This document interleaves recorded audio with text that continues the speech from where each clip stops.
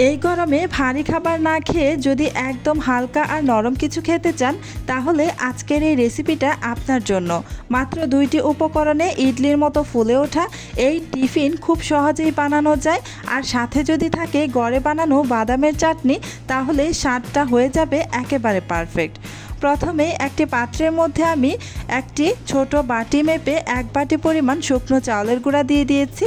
এবার যেই বাটি মেপে আমি চাউলের গুঁড়া মেপেছিলাম সেই বাটি মেপেই এখানে হাফ বাটি পরিমাণ টক দই দিয়ে দিলাম।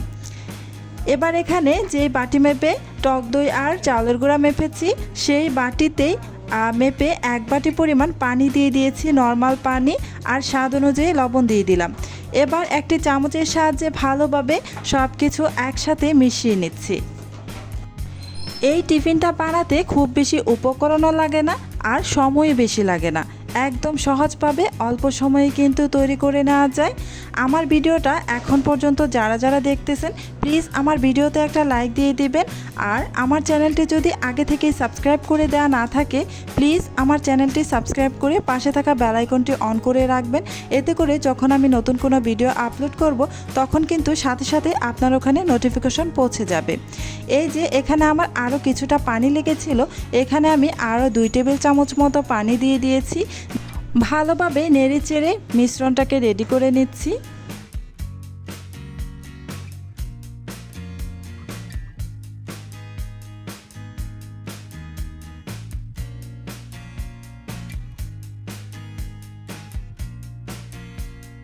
এবার ঢাকনা দিয়ে ঢেকে প্রায় 10 মিনিটের মতো অপেক্ষা করব। আর এদিকে আমি যে বাটির মধ্যে এগুলো বানাবো সেই বাটির মধ্যে 1 ফোঁটা করে তেল দিয়ে খুব ভালোভাবে ব্রাশ করে নিব। এতে করে এগুলো বের করার সময় খুব সহজে কিন্তু উঠে আসবে, লেগে যাবে না। তাই আমি তেল ব্রাশ করে নিলাম খুব ভালোভাবে। তেলটা ব্রাশ করে এই যে একটা সাইডে রেখে দিব। এই যে প্রায় 10 মিনিট পর আমি ঢাকাটা সরিয়ে নিলাম। এবার এই যে দেখুন মিশ্রণটা কিন্তু আগের থেকে কিছুটা ঘন হয়ে গিয়েছে। আমি যেহেতু শুকনা চাউলের গুঁড়া ব্যবহার করেছিলাম তাই 10 মিনিট রেস্টে রাখার পর কিছুটা ঘন হয়ে এসেছে। রাইস কুকারের পাত্রের মধ্যে আমি বেশ খানিকটা পানি বলক উঠিয়ে রেখেছিলাম, এর মধ্যে আমি ভাপিয়ে নিব এই টিফিনগুলোকে। এই যে এবার আমি এই মিশ্রণটার মধ্যে দিয়ে দিব ইনো। আমি এখানে ইনো ব্যবহার করছি, আপনারা চাইলে এখানে কিন্তু বেকিং পাউডারটা ব্যবহার করতে পারেন। যাদের কাছে ইনোটা নেই ওনারা এখানে অনায়াসেই বেকিং পাউডারটা ব্যবহার করতে পারেন, কোনো সমস্যা নেই।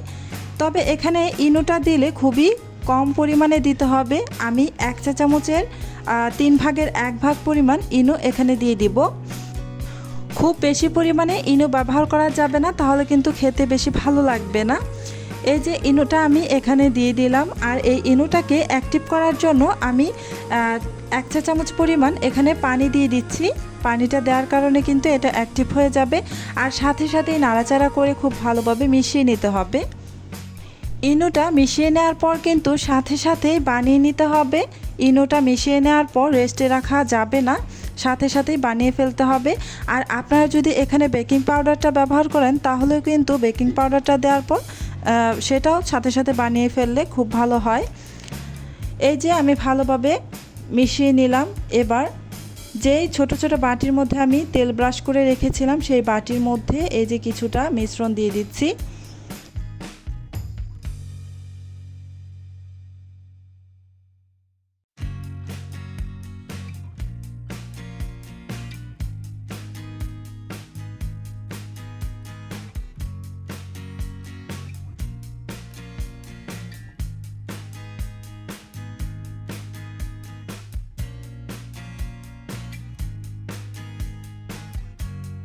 এই তো সবগুলো রেডি করে নেওয়া হয়ে গিয়েছে। এবার এগুলোকে আমি ভাপে বসিয়ে রাখবো। এই যে খুব ভালোভাবে অনেক ভাপ উঠতেছে দেখুন। এবার এখানে এই বাটিগুলো বসিয়ে দিচ্ছি। পানিটা ভালোভাবে বলক চলে আসলে তারপরে কিন্তু এই বাটিগুলো এখানে বসাতে হবে। এবার 6 থেকে 7 মিনিটের মতো আমি ঢাকনা দিয়ে ঢেকে রেখে দিব। ফিরে আসছি 6 থেকে 7 মিনিট পর। আর এদিকে আমি এই টিফিনটার সাথে একটা খাওয়ার জন্য চাটনি বানিয়ে নেব।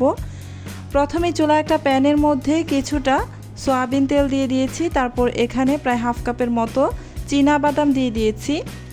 এই বাদামটা দেওয়ার পর নাড়াচাড়া করে বাদামটাকে প্রথমে ভেজে নেব। চুলার আঁচ কিন্তু এই বাদাম ভাজার সময় একদমই মিডিয়াম টু লো আঁচে রেখে অনবরত নাড়াচাড়া করে বাদামগুলোকে ভেজে নিতে হবে। আমি এখানে বাদামটা ভাজার পর দিয়ে দিলাম একটি বড় সাইজের পাকা টমেটো, ছোট ছোট করে টুকরো করে কেটে তারপর দিয়ে দিয়েছি। তারপর স্বাদ অনুযায়ী লবণ আর একটি আস্ত কাঁচামরিচ দিয়ে নাড়াচাড়া করে টমেটোটা সেদ্ধ হওয়া পর্যন্ত ভেজে নেব। চুলার আঁচ কিন্তু এ পর্যায়েও মিডিয়াম আঁচেই রাখতে হবে। অনবরত নেড়েচেড়ে এই টমেটো বাদাম ভেজে নিতে হবে। এই যে ভাজা হয়ে গিয়েছে, এবার এটাকে নামিয়ে খুব ভালো করে ঠান্ডা করে নিতে হবে। আমি খুব ভালোভাবে ঠান্ডা করে নিয়ে তারপর এই যে একটি ব্লেন্ডার জার নিয়ে নিয়েছি। এই ব্লেন্ডার জারের মধ্যে এবার এই বাদাম টমেটো দিয়ে দিব। আমি এই বাদাম টমেটোটা ভেজে নিয়েছি সয়াবিন তেল দিয়ে, আপনারা চাইলে কিন্তু সরিষার তেল ব্যবহার করতে পারেন। আর সম্পূর্ণ ঠান্ডা হওয়ার পর কিন্তু ব্লেন্ডারে দিয়ে ব্লেন্ড করে নিতে হবে। এবার এই চাটনিটার স্বাদ একটু বাড়ানোর জন্য আমি 1 চা চামচ পরিমাণ চিনি দিয়ে তারপর খুব ভালোভাবে ব্লেন্ড করে নিয়েছি। এই যে এবার একটা বাটির মধ্যে ঢেলে নিলাম। এই যে চাটনি আমার রেডি। এই বাদামের চাটনি দিয়ে এই টিফিনটা খেতে ভীষণ ভালো লাগে। আপনারা চাইলে কিন্তু একবার হলেও ট্রাই করতে পারেন। এই চাটনির সাথে এই টিফিনটা ভীষণ টেস্টি হয়। এই যে একটা কাঠি আমি এই ইডলির মধ্যে ঢুকিয়ে দিলাম। দেখুন একদম ক্লিন এসেছে, সম্পূর্ণই ক্লিন এসেছে। এখানে কিন্তু কিছু লেগে নেই, তার মানে এটা একদম পারফেক্টভাবে হয়ে গিয়েছে। তাই আমি যে নামিয়ে কিছুটা অতিরিক্ত ভাব চলে গেলে তারপর একটি ছুরি চারপাশ থেকে একটু ঘুরিয়ে নিয়ে এই যে খুব সহজেই কিন্তু উঠে আসছে।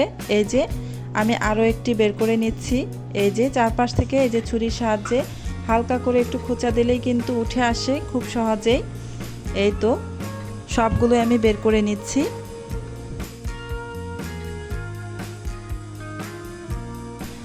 তো আজকের এই রেসিপিটা আপনাদের কাছে কেমন লেগেছে কমেন্টের মাধ্যমে জানাতে পারেন। আজকের মতো এখানেই বিদায় নিচ্ছি। আবারও চলে আসবো নতুন আরও একটি রেসিপি নিয়ে অন্য কোনো দিন। আল্লাহ হাফিজ।